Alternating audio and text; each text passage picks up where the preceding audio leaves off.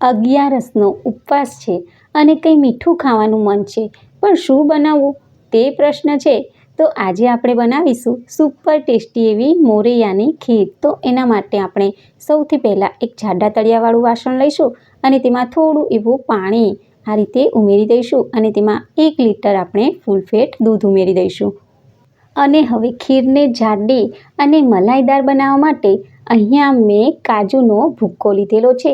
આને આપણે મિક્સર જારમાં ઉમેરી દઈશું અને તેમાં આપણે 1 ચમચા જેટલું દૂધ ઉમેરી દઈશું અને આને ગ્રાઇન્ડ કરી લઈશું. અને હવે આ કાજુની સરસ મજાની પેસ્ટ બનીને તૈયાર છે.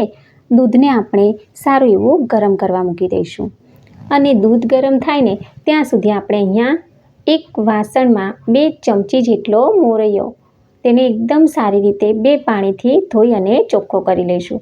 તો આ રીતે ધોવાથી મોરૈયો એકદમ ચોખ્ખો થઈ જશે, તેમાં કંઈ પણ કચરો નહીં રહે. અને આ રીતે તેને 3 થી 4 ચમચી જેટલું પાણી ઉમેરી અને 10 મિનિટ માટે પલાળી દઈશું.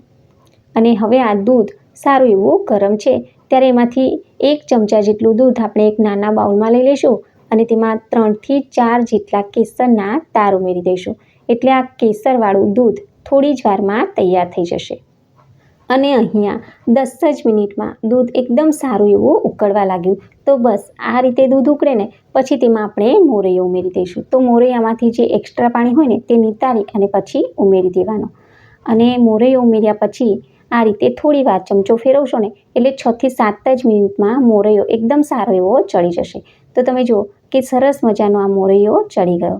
તો બસ આ રીતે મોરૈયો ચડી જાય ને પછી આપણે તેમાં જે કાજુની પેસ્ટ કરીને રાખી છે ને તે ઉમેરી દઈશું અને આ રીતે ચમચો ફેરવતા ફેરવતા આને 3 થી 4 મિનિટ માટે એકદમ સારી એવું ઉકળવા દઈશું. અને હવે ખીર આ રીતે ઘાટી અને મલાઈદાર બની જાય ને ત્યારે તેમાં આપણે 5 ચમચી જેટલી ખાંડ ઉમેરી દઈશું. તો તમારે અહીંયા ગળપણ જેવું વધારે કે ઓછું જોઈતું હોય તે રીતે તમારે ખાંડ ઉમેરવાની. સાથે આપણે કેસરવાળું દૂધ પણ ઉમેરી દઈશું અને આને 1 મિનિટ માટે આ રીતે ચમચો ફેરવીને ચલાવી લઈશું. અને ત્યાર પછી આપણે અહીંયા બદામ અને પિસ્તાની થોડી એવી કતરણ ઉમેરી દઈશું. સાથે આપણે 1 ચમચી જેટલો ઇલાયચીનો પાવડર ઉમેરી દઈશું. એકવાર બધું સારી એવી રીતે મિક્સ કરી દઈશું. અને હવે આ એકદમ ઘાટી અને મલાઈદાર મોરૈયાની સુપર ટેસ્ટી એવી ખીર બનીને તૈયાર છે. આને આપણે એક બીજા વાસણમાં લઈ લઈશું અને આને એકદમ સારી એવી ઠંડી થવા દઈશું. તો આ ઠંડી ઠંડી ખીર ખાવામાં બહુ જ સરસ લાગે છે. તો તમે પણ આ રેસીપીને જરૂરથી બનાવજો અને રેસીપી ગમે તો વિડીયોને લાઇક, શેર અને સબસ્ક્રાઈબ જરૂરથી કરજો. Thanks for watching. Bye bye.